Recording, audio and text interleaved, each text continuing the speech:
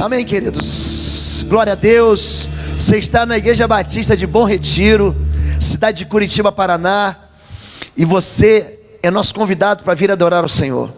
Essa igreja aqui está cheia do amor do Senhor, das promessas de Deus, da sua palavra. Nosso endereço é Avenida Desembargador Agostinho, no 772, bem pertinho aqui do Centro Cívico, do bairro do Pilarzinho. Nós achamos até que a nossa igreja está no ponto mais alto da cidade. Então, você vai ser muito bem-vindo vindo aqui, amém? Os QAs agora podem sair. Eles já saíram? Os QAs? Pronto. Então, os QAs agora podem sair, amém? Eu já poderia encerrar o culto aqui e fazer um apelo, mas eu quero que vocês vão para casa ainda com uma mensagem. E eu quero falar um pouquinho ainda, mais um pouquinho, sobre sacerdócio e restauração sacerdotal. O sacerdócio ou sacerdote é uma figura apresentada para a gente no livro do Levítico. O livro do Levítico não fala de levitas, fala de sacerdócio. Quem é o sacerdote?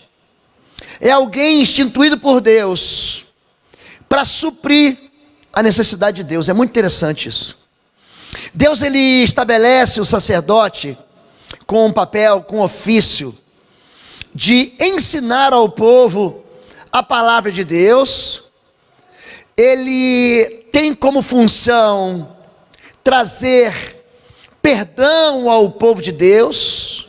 Ele é aquele que oferece sacrifícios em favor das iniquidades, em favor dos pecados, e limpa o coração do homem das suas culpas, e restaura a relação entre o homem e Deus. Esse é o papel sacerdotal. O papel sacerdotal é um papel de intercessor. É aquele que entra entre Deus e o homem. Existe o juízo de Deus contra o pecado, isso é fato. Porque o salário do pecado, gente, sempre será morte. Mas o intercessor, a intercessão, ela tem algumas palavras no grego que a define. Uma delas é paga. A palavra paga significa entrar entre Deus e o homem para fazer paz. Para dizer: Deus, tem misericórdia do meu povo. Esse papel sacerdotal, que no Antigo Testamento estava sobre aqueles homens da tribo de Levi, ele é resgatado por Jesus Cristo. Ele sim, o sumo pontífice, a suma ponte, o sumo sacerdote, ele então absorve isso. Ele se torna sacerdote segundo a ordem de Melquisedeque. Você vai aprender isso em Hebreus 14, em Gênesis 14, em Hebreus capítulo 7. Ele é a pessoa que faz a ligação entre o homem e Deus. Ele é aquele que traz o sangue do perdão. Ele é aquele que ensina, que inspira. E por isso eu e você somos chamados de sacerdócio real. Nação santa e povo de propriedade exclusiva do Senhor. Mas existem momentos que o pecado não só fala mais alto, mas ele começa a desmantelar a figura sacerdotal que Cristo restaurou. Quando nós falamos do sacerdote lidar com o pecado ele funciona como uma gravidez. Cada um, porém, é tentado pela própria cobiça, sendo por esta arrastado e seduzido. Então a cobiça, tendo engravidado, dá à luz o pecado, e o pecado, após ter se consumado, gera morte. Tiago aqui pega emprestado palavras de Paulo, o apóstolo, de Romanos 6:23, que diz justamente isso: o salário do pecado gera morte. O salário do pecado vai trazer sobre a nossa vida a morte.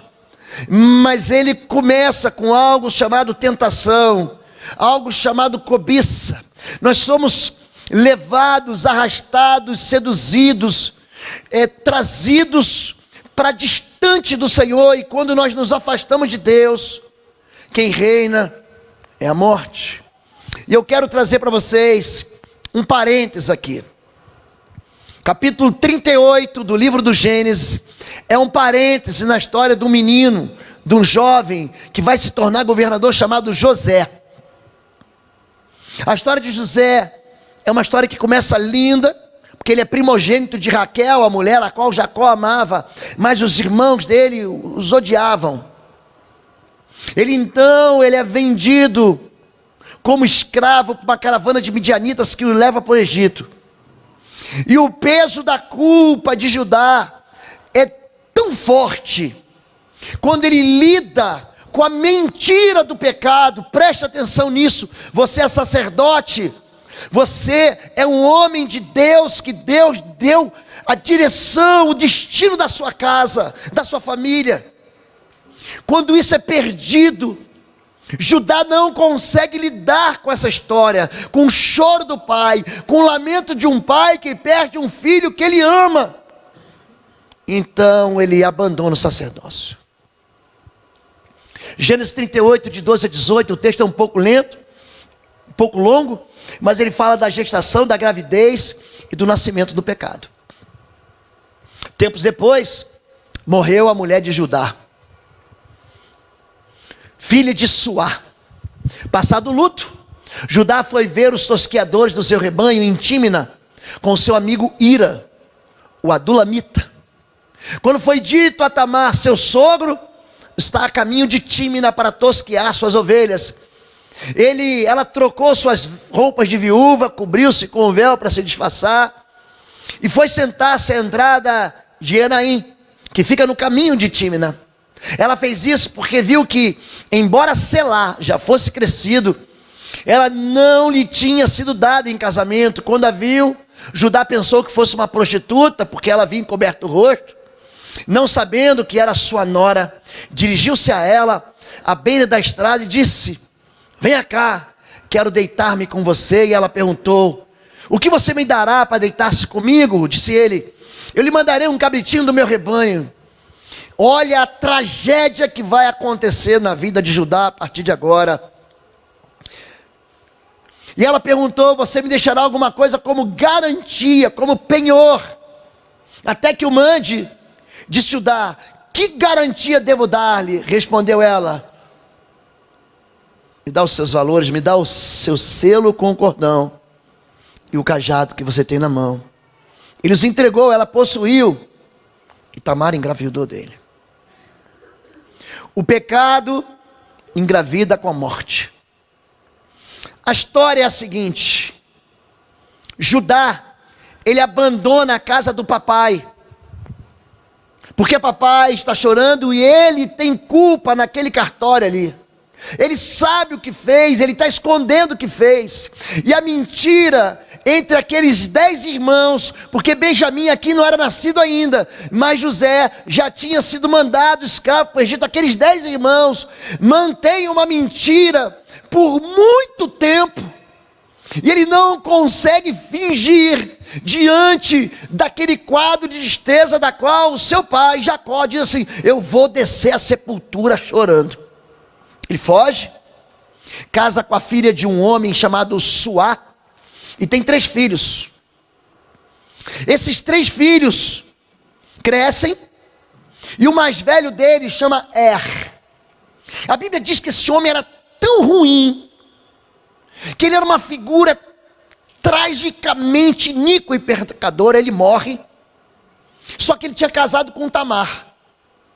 Existe uma lei na Bíblia, no meio do povo judeu, que quando o primogênito dos irmãos casa, e ele morre antes de dar filhos, na sequência os irmãos que vêm depois, o segundo, o terceiro, o quarto, o quinto, também vão se casar com essa viúva do irmão primogênito, para dar descendência para o primogênito.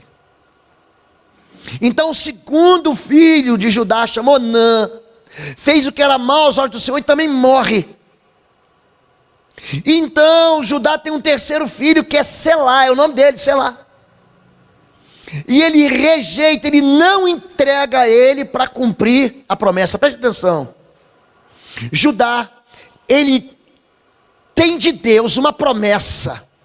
A Bíblia diz em Miqueias capítulo 5, verso 2, que tu, Belém Efrata, de maneira nenhuma é das menores da tribo de Israel, porque de ti virá o Messias, da tribo de Judá. Jesus deveria vir da tribo, da descendência de Judá. Ele é raiz de Jessé. Davi nasceu em Belém, e Deus fez uma aliança com Davi, e disse: quando Jesus nascer, Jesus vai nascer em Belém, terra de Davi, terra de Judá.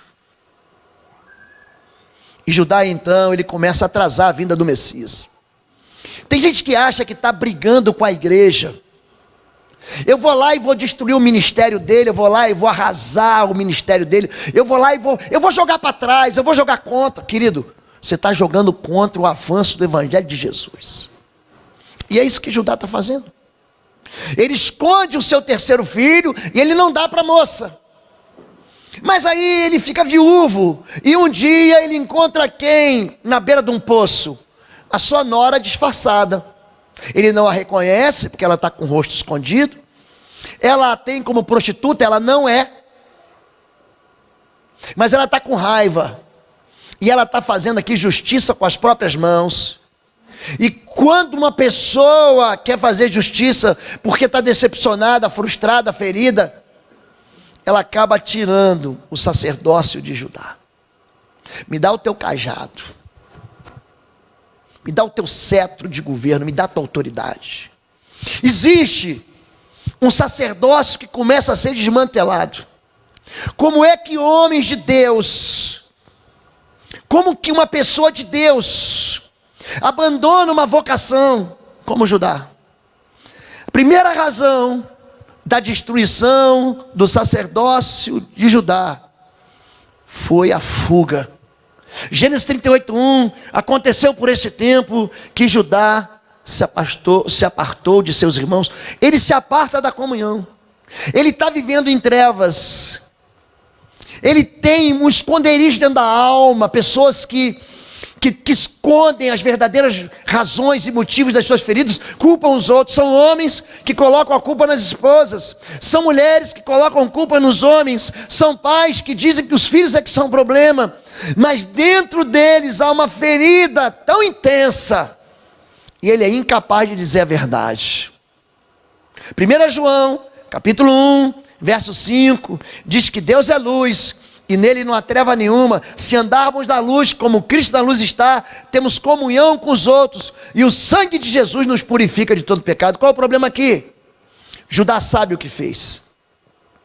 Ele sabe que ele conspirou com os irmãos, por ciúme, por inveja, porque o pai, em vez de dar o direito de ser o líder da família para o filho mais velho, deu para o caçula. Então eles resolvem arrasar a vida daquele homem. Eles resolvem destruir a vida daquele homem chamado José. E depois que você faz a bobagem, aí vem a culpa. Por que eu fiz isso? Por que eu fui vender meu irmão? Por que eu assinei aquele contrato? Por que eu me relacionei com aquela pessoa? Por que eu fiz o que fiz? Por que eu falei aquela bobagem? Por que eu fiz essa promessa? Fugir para as trevas e só negar a verdade vai destruir a família dele. Aqui a família começa a ser de fato dissolvida. As trevas são um ambiente predileto para se levantar as fortalezas da iniquidade. O que tem de gente, filho de pastor, filho de líder, filho de homem de Deus, que hoje está desviado e diz assim, e coloca a culpa na igreja. Levanta uma fortaleza de iniquidade, como quem diz que a igreja é o problema. Na verdade, a igreja é a única porta que nós temos de acesso a Deus. Porque aqui chama-se corpo de Cristo. Cristo está aqui. Tem muita gente que fala assim, não, eu não gosto de placa de igreja. Não tem problema, mas dizer que não gosta de igreja? Gente, não dá para decepar, não dá para arrancar a cabeça de Jesus. Se Jesus é o cabeça, a igreja é o corpo. Não dá para andar com Jesus se você não andar com a igreja. Não tem como fazer isso. As pessoas que se afastam da igreja vão entrar em calabouços de miséria, vão entrar em caminhos de destruição. Gente que fala que não precisa de igreja, é gente que já. Ah, pastor, mas demorou. Não, demorou. Ele se afasta do pai, ele se ajunta com uma mulher em julgo desigual, Ele tem um filho, 2 filhos, 3 filhos. Ele fala: está vendo? Eu prosperei aqui. Olha para mim, mulher e homem. Vou repetir o que eu já disse aqui esse ano. O mundo espiritual é uma terra fértil demais. Se você plantar, você vai colher. Seja para o bem, seja para o mal. Colhe. Tem colheita. E Judá, então, ele está pensando que vai se esconder. Ele está pensando que ele vai conseguir fugir das consequências do pecado. Hoje nós aprendemos a diferença entre temor e tremor. Porque o temor é quando você conhece Deus, mas o tremor é quando você conhece as consequências de andar com Deus ou andar sem Deus. Ao fugir de Deus, ele toma direção da miséria espiritual. Pastor, mas eu estou feliz por enquanto. Porque a bênção de Deus, ela vem sem dores. Mas fora de Deus, não há bênção nenhuma. Número 2, ele começa a desconstruir o sacerdócio. Há uma contaminação, ele se coloca em julgo desigual. E viu Judá ali a filha de um varão cananeu, cujo nome era Suá. E tomou-a e entrou ela e começa a se contaminar com o mundo. Ele começa a dizer que não haverá problema nenhum. Não, os meus princípios não vão ser quebrados. A minha identidade não vai ser tomada. O que eu experimento de atendimentos de pessoas que se envolvem em julgo desigual, que na adolescência, na juventude, na inocência espiritual, diz: não, papai, você não sabe de nada, eu amo ele porque ele é um fofinho. Eu amo essa moça porque ela é linda. Pode aguardar. Pastor, mas eu já ouvi até experiências de pessoas que se envolveram com não cristãos e eles se converteram. É verdade. Mas essas são exceções. Jacó havia dito para eles, Isaac chamou a Jacó e o abençoou e ordenou e disse: não tomes mulher de entre as filhas de Canaã. Sabe por quê?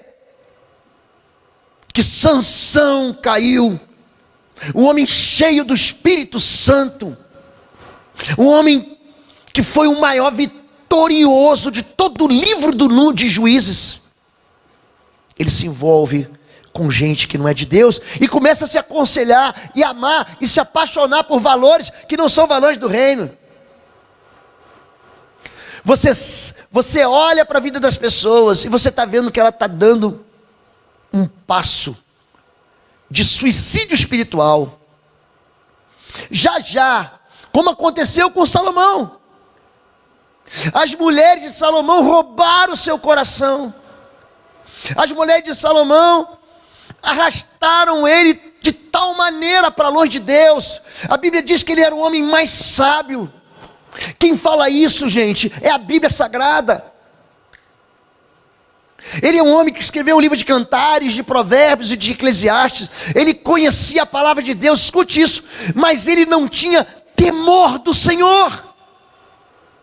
Judá perdeu o temor. Eu já conheço a Bíblia, eu já conheço essa palavra aí, eu aprendi na escola bíblica, me ensinaram quando eu era pequeno, eu já li a Bíblia, eu conheço tudo isso aí.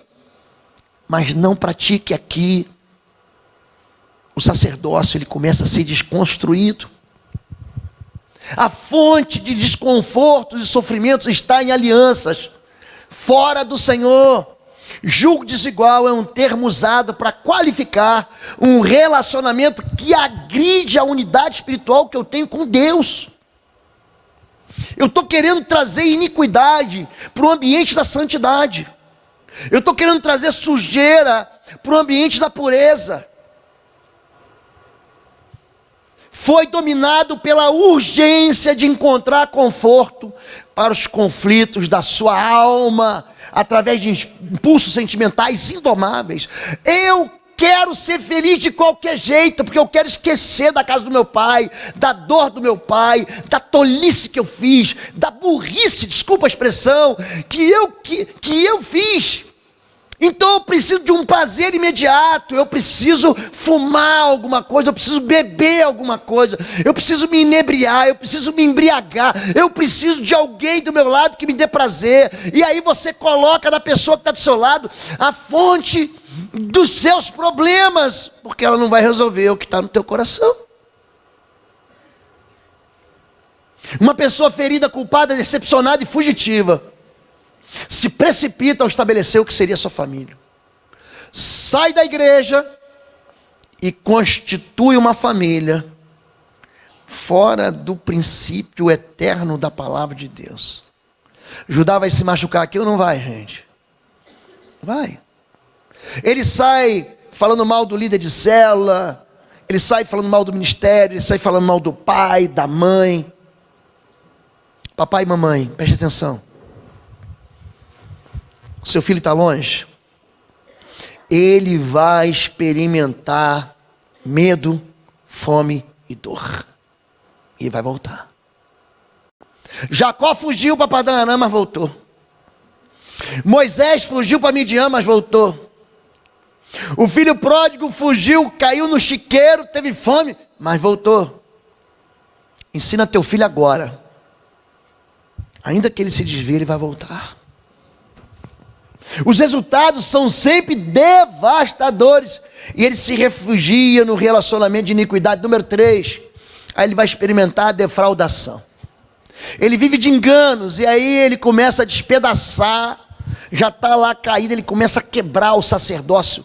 Aquela ligação que ele tem com Deus começa a simplesmente ficar em cacos. Judá os reconheceu e disse: ela é mais justa do que eu, pois eu deveria tê-la entregue a meu filho Selá.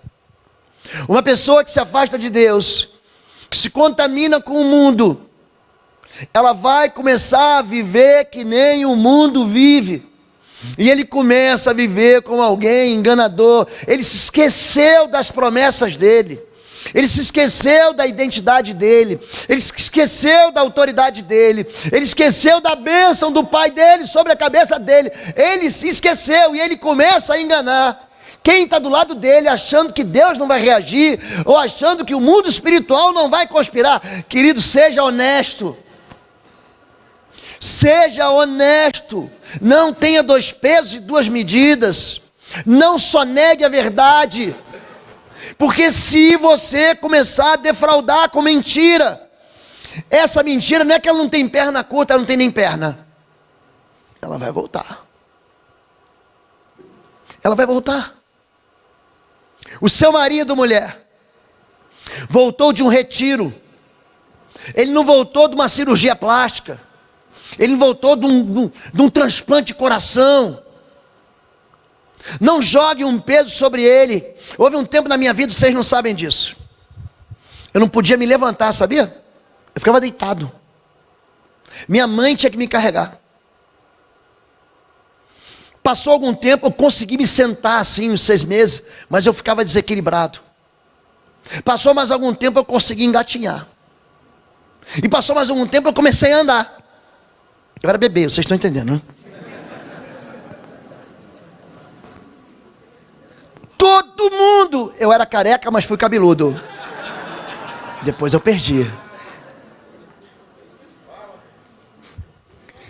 Há tempo em que a gente começa de novo, que a gente nasce de novo e a gente vira bebê. E o bebê, os ossos, a musculatura, a carne ainda está fraca. E o seu marido vai começar a caminhar de novo. Então não jogue um peso contra ele dizendo assim: você foi lá fazer o que naquele retiro? Você não mudou nada. Você não faz isso com o seu bebê. Nós apresentamos agora o Heitor Eduardo aqui. A mamãe diz: ei, Heitor, quando é que você vai levantar e vai começar a correr? Hein? Como é que você vai começar a me ajudar com a louça e com os afazeres domésticos? Você vai fazer isso, Simone? Você não vai fazer isso. É a mesma coisa com o seu marido. Um tempo. Tamar era uma mulher frustrada e ferida, e foi casada com alguém terrivelmente mau, se tornou viúva, foi enganada e abusada por Onã e esquecida por Judá. E aí você descobre a razão da palavra ou do provérbio: vingança é um prato que se come frio. Aqui, ela viu que o leite derramou, que a esperança dela caducou, que o sonho dela acabou. O que ela faz? A certeza de que não passava de uma pessoa esquecida, abandonada, adoeceu o seu coração. Ela vai dar o troco agora. Inspirada por sua ferida, não tendo mais nada a perder, ela apela para o pecado. Pessoas feridas reagem com violência. E aqui, como não há um sacerdote, aqui como o sacerdócio foi esquecido, foi abandonado, aqui como esse homem de Deus se esqueceu da vocação dele, do chamado dele, ele simplesmente não tem como reagir, ele sucumbe ao pecado, ele entra na iniquidade, o sacerdócio dele agora é destroçado, porque ele tem que buscar alívio de alguma maneira. E quando você vai buscar alívio, tem gente que busca alívio no poder, no dinheiro, no poder político, dominando as pessoas, no poder eclesiástico, no poder familiar. Aqui, quando ele vai tentar um alívio, ele se encontra com o pior dos pesadelos dele. Então, ele disse: que penhor é que te darei? E ela disse: o teu selo, o teu cordão, e o cajado que estás em tua mão. O que ele lhe deu, entrou ela e ela concebeu dele. Essa palavra, preste atenção nisso: selo, cordão e cajado. São valores que você não entende hoje, mas que são fundamentais para estabelecer a identidade, a autoridade e o poder do sacerdote. Os homens jogam isso fora.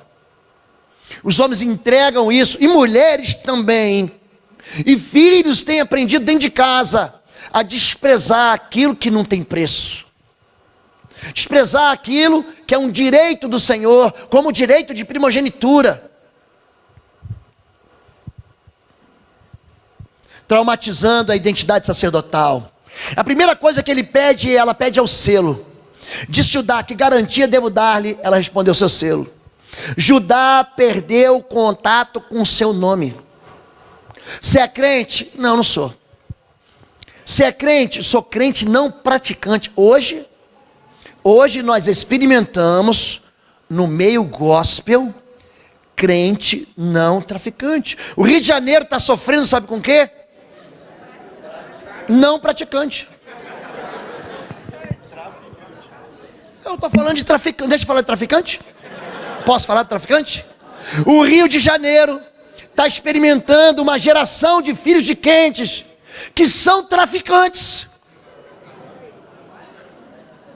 Hoje, no jornal de hoje, ou de ontem, tem uma matéria em que os traficantes são evangélicos. Não, a gente vende maconha, a gente vende crack, a gente vende cocaína, a gente faz guerra entre facções, mas não pode ter terreiro de macumba aqui. Isso é grave, gente. Porque nós perdemos o quê? A identidade. Você já imaginou você levar o nome de Jesus e carregar como teu sobrenome? Você imaginou você ser chamado de leão da tribo de Judá? Judá se esqueceu de quem ele era. Quando é que o sacerdócio ele é destruído? Quando nós esquecemos de quem nós somos. Quando nós perdemos a nossa identidade. Quando você se esquece que você é sal da terra, você é a luz do mundo, você é como uma cidade edificada sobre um monte, você é mais do que vencedor, que existe uma autoridade sobre você. Eis que vos dou autoridade para pisardes em serpentes, escorpiões e todo o poder do inimigo, e nenhum dano vos fará. Existe uma promessa de Deus de constituir você como um rei e sacerdote, mas você se esquece disso. Você pega o selo. O que era o selo? Era um anel que você usava no dedo ou você pendurava num cordão. Esse anel, quando você ia assinar uma carta, não tinha as ferramentas que a gente tem hoje, não tinha uma pena, não tinha uma caneta esferográfica. Então você assinava um documento e pegava, jogava cera e selava ele com o seu anel de selar. Ele vinha com a sua identidade, está aqui, ó, funcionava como uma identidade, uma carteira nacional de habilitação, como o teu passaporte. Esse aqui é Judá. Ele deixou a identidade dele ser batida. O trombadinha bateu a carteira dele e ele não foi tirar uma segunda via. O trombadinha roubou ele e ele teve uma amnésia. Quem é você? Tem um filme de espionagem que eu gosto demais, é velho, chama Identidade Bourne, é velho. O sujeito tem que ter uma série de 3 filmes para descobrir que o nome dele não era Bourne, era David Webb. Tem gente que esquece que é crente. E se você não sabe quem você é, homem, olhe para mim, você jamais será o sacerdote que Deus quer que você seja. Número 2, ele perde o cordão, ele perde os princípios são roubados. Filho meu, guarda o mandamento de teu pai, não deixes a lei da tua mãe, ata-os perpetuamente ao teu coração, e pendura-os ao teu pescoço. Quando caminhares, isto te guiará, e quando deitares, te guardará, e quando acordares, falará contigo, porque o mandamento é uma lâmpada, e a lei uma luz, e as repreensões da correção são o caminho da vida, para te guardarem da má mulher e da lisonja da língua estranha. Sabe o que faz a gente não tropeçar? Princípios da palavra de Deus. Essa igreja restaurou algo que já vinha sendo feito, a chamada escola bíblica. Tem gente hoje desprezando isso. Crentes que não sabem mais um versículo de cor, que na hora da agonia não sabem citar a palavra de Deus, que na hora do confronto entre a verdade e a mentira são enganados e não tem como reagir. O cordão é aquilo que sustenta a tua fé e a tua identidade. Por que eu sou filho de Deus? A Bíblia diz, querido, que nós somos filhos de Deus. 1 João capítulo 3, verso 8. Vós sois filhos de Deus e ainda há de ser manifesto aquilo que havia de ser. Eu sou filho de Deus agora e ainda vou receber um upgrade daqui a pouco quando o Senhor me chamar. A Bíblia diz em Gálatas capítulo 4, verso 6, porque sois filhos de Deus, Deus enviou ao vosso coração o Espírito do seu Filho para que você diga, Abba Pai, ou Papai. Mas como os princípios são roubados, junto com a identidade, eu não chamo mais Deus de Pai, eu não chamo mais Deus de meu amigo, daquele que está perto de mim, eu perco isso, e o sacerdócio vai junto. O número 3, ele perde o cajado, aí o sacerdócio, o chamado ministerial, a vocação é usurpada, é levada embora.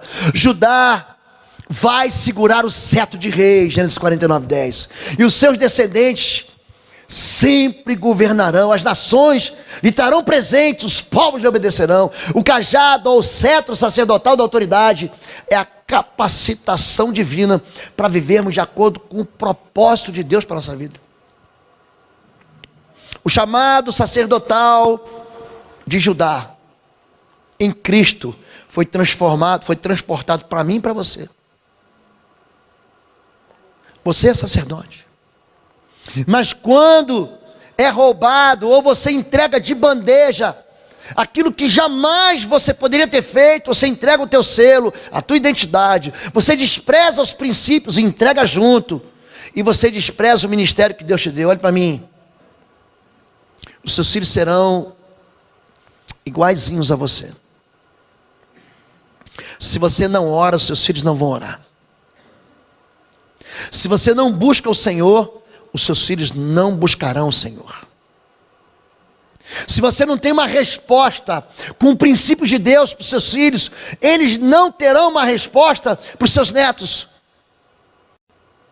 Se você não for apaixonado pelo Senhor, se você não ensinar os teus filhos que Deus tem que estar em primeiro lugar, eles vão desprezar Deus. Porque tem gente que diz, primeiro Deus e depois eu. O sacerdote diz, primeiro as coisas de Deus e depois as minhas coisas. Aquele homem morno diz, primeiro eu e depois Deus. Nós não nos atrasamos para nada, principalmente quando tem investimento financeiro. Você não atrasa para levar seu filho para o inglês. Duvido que seu filho atrase para a escola. Eu duvido que você está pagando um cursinho caro ali no Positivo. Eu duvido que teu filho vai chegar atrasado, ele vai perder a primeira aula. Mas quando é para a igreja, eu não vou. Quando é para um retiro, não vou. E aqui não cabe uma crítica, não. Eu estou falando de valores. Quando a gente chama a igreja para um mover, para um movimento, vamos orar, não vou. E você continua usando a tua própria força, a tua própria carne, achando que você vai vencer, mas você coloca fora da tua vida aquele que é o vencedor. Você não chama a Deus, você não aprende a orar, você não sabe orar, e você não vem aqui para orar com a gente que sabe orar. Você quer uma religião da boa vida, ora por mim, bota a mão na minha cabeça, mas você não quer mais consertar isso. Escute, papai, os seus filhos estão vendo isso. Mamãe, o sua filha está vendo você rachar a tua casa, dividir a sua casa, fazer com que os filhos fiquem um contra os outros.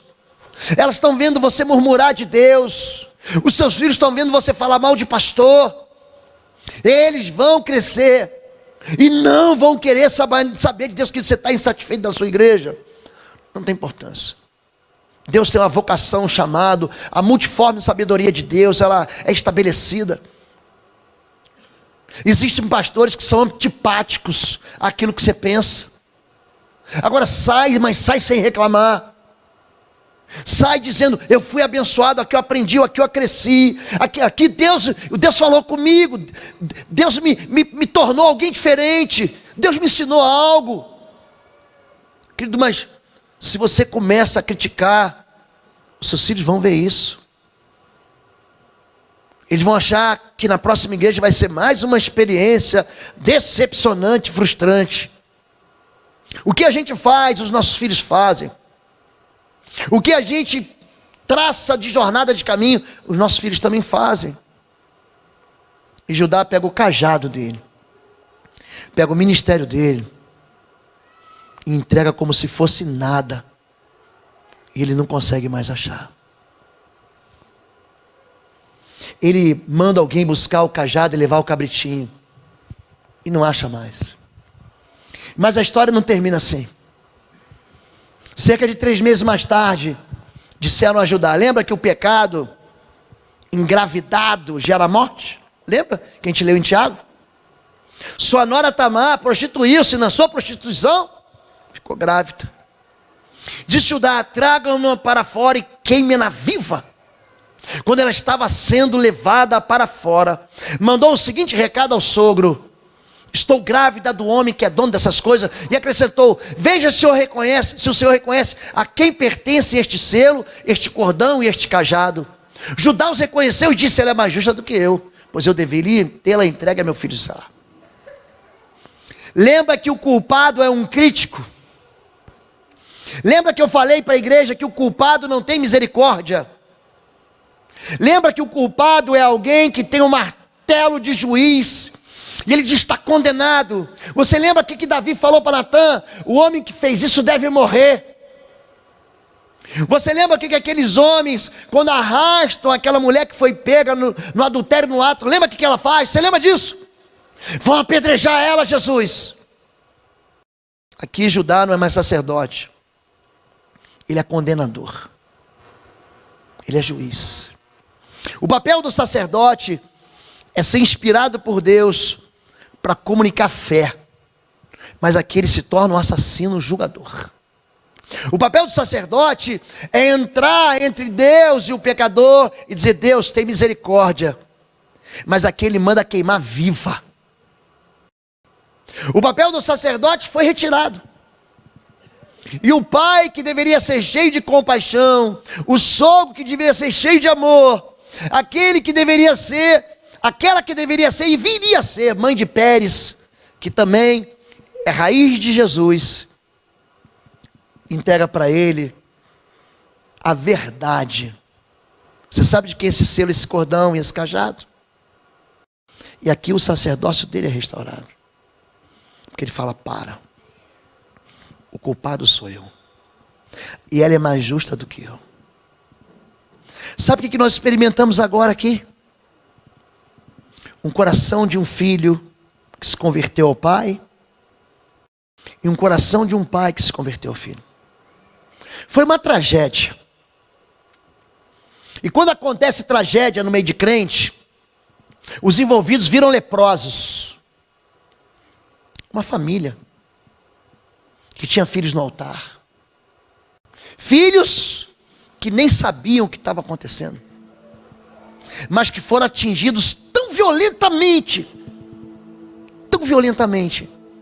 que eles se dispersaram. Mas nós ouvimos aqui que foi o seguinte: a fé desse pai fez brotar a fé no filho. E é isso que eu e você temos que fazer. Olha para mim aqui, igreja. Vamos cuidar uns dos outros. A gente vai errar. Nós vamos errar. Porque a gente é gente. Mas a gente não pode nos expulsar. Quando você sabe que você é filho, não há razão para ter competição mais. Todos nós aqui estamos debaixo da mesma unção. As vocações são diferentes, mas tem uma que é só tua, querido. É o seu sacerdócio. Esse é você que vai ter que segurar.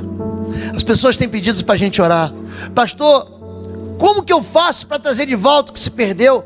Vai buscar, vai procurar, se esforça, jejua, fala com Deus, entra no lugar da fé, vai restaurar o que foi destruído, vai devolver aquilo que você tomou, vai dizer: eu errei, eu não sabia o que eu estava fazendo, eu me peço perdão, eu ignorei teus sentimentos, eu ignorei tua dor. Judá, ele publicamente diz: ela é mais justa do que eu. Escute isso, querido. Os humilhados são exaltados. A Bíblia não erra e não vai errar nunca. Se humilhe, que no devido tempo o Senhor vai te exaltar. Não desista, não entregue de bandeja a sua identidade, o seu selo. Não, quando você vai buscar um prazer ilícito, cuidado, para você não deixar os seus princípios serem roubados. Não despreze. Existem homens aqui chamados para pastores, eu sei disso, está escrito na testa dele. Tem homens aqui chamados para ser ministros, mulheres cheias de uma unção transbordante. Eu falo, será que ela não vê isso? A palavra de Deus está dentro dele, sai pela boca, pelos ouvidos, pelo nariz, pelos olhos, mas permanecem calados, sentados, que não mistifique o teu chamado. Não vai aparecer anjo para você. Apareceu lá para Manoá, apareceu para Josué, mas para mim não apareceu anjo não. Deus está chamando você, que de volta. Roubaram o teu cajado, tiraram, usurparam de você a tua identidade, destruíram os cordões que sustentam os teus princípios, mas é hora de tomar de volta. Vamos orar por isso? Fique em pé em nome de Jesus.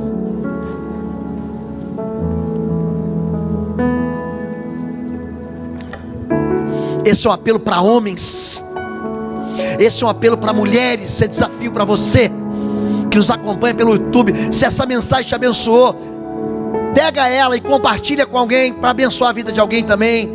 Eu vou orar por vocês. Sai do seu lugar. Se Deus falou com você, pega a mão da sua esposa, do seu marido, do seu filho, vem aqui à frente.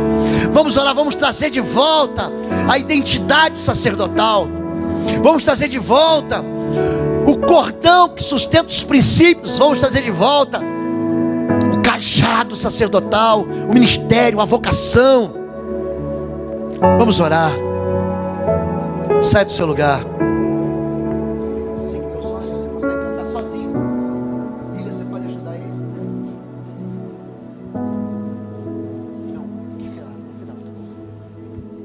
Chega bem perto aqui. Chega perto. Chega perto. Famílias felizes não são famílias que não passam por problemas. Todo mundo passa por problema. Meu filho já ficou reprovado, hoje está na universidade. Acontece. Eu já fali 2 vezes. Desobediência. Não estou mais falido. Não quero mais errar. A gente erra, mas o que você vai fazer com aquilo que você errou? Você vai continuar errando? Vamos lá tomar de volta o que a gente entregou de bandeja. Pega a sua identidade de volta. Pega o seu cajado de volta. Feche seus olhos em nome de Jesus. Pai querido, o Senhor falou conosco durante todo esse fim de semana. O Senhor ministrou no meu coração, como teu filho no coração dos homens. E foi uma experiência contigo. A tua voz é suave, Pai. A tua voz é clara no nosso meio. O Senhor tem passeado no meio dessa igreja. O Senhor tem juntado pessoas de todos os bairros e de cidades diferentes. O Senhor tem nos atraído para perto de Ti. Mas hoje nós queremos restaurar o sacerdócio, Pai, de homens e mulheres.